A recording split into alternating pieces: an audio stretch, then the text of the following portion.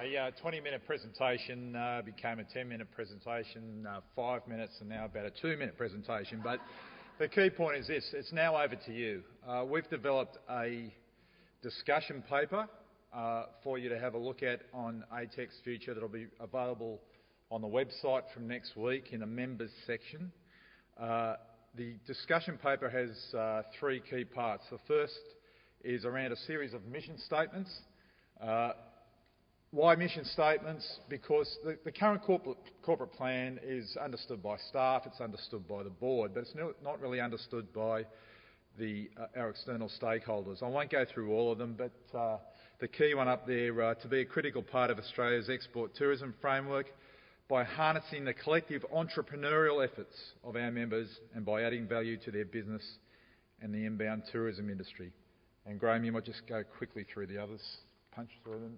Some of them relate to our external focus, and some of them relate to our own operations, right down to the last one on administration, where it's a pretty nebulous one, but it's important. It says to pursue continuous improvement.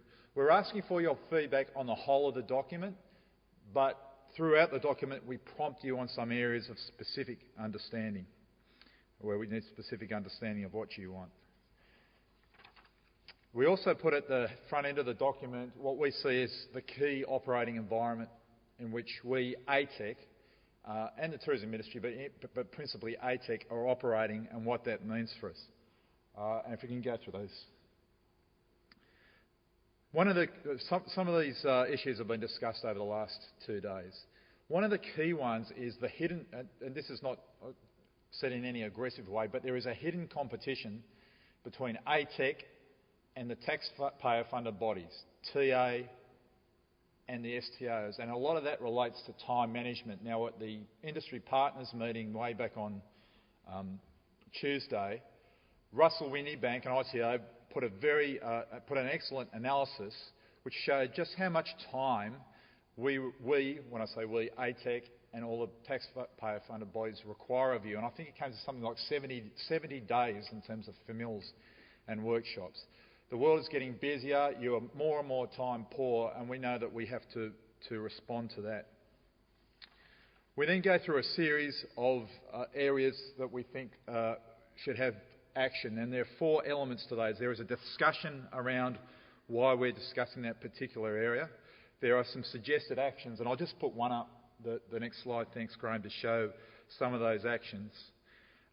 We talk about what the consequences of those actions may be. A lot of that is around cost to the organisation. And as I said, in some areas we prompt your feedback. The first one here, and I'm not going to go through all of them, I'll just go through this one to give you some taste. This was prompted, and it's probably one of the key ones, this was prompted by an excellent presentation by Anna Guy to the board in Margaret River.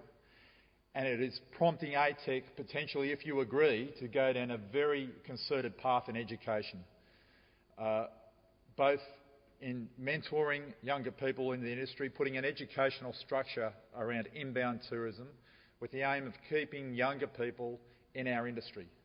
We have good educational institutions, but we're training up a really good workforce for the mines and for Dubai and Macau at the moment, and we've got to keep these people in Australia for at least most of their career. So there is a series of actions that we go through. We ask some fairly provocative questions.